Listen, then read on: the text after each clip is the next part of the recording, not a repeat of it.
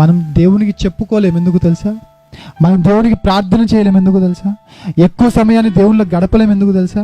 ప్రతి ఒక్కరు మీ జీవితంలో జరుగుతుందా లేదని ఒక్కసారి ఆలోచించుకోండి.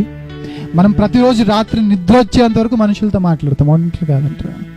నిద్ర వచ్చేంత వరకు మనుషులతో మాట్లాడి, నిద్ర వచ్చే టైంలో కళ్ళు మూసుకొని దేవునితో మాట్లాడాలంటే కష్టం. అది సాధ్యమయ్యే పని కాదు. అది కొందరికి టైమింగ్స్ ఉంటాయి నిద్రపోవడంలో.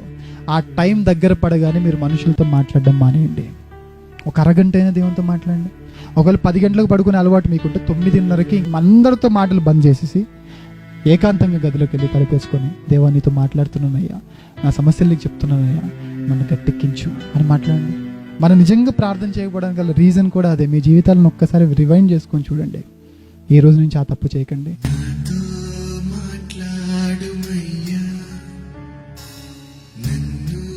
దర్శించుమయ్యా, నీ మందిరాన నీ సన్నిధాన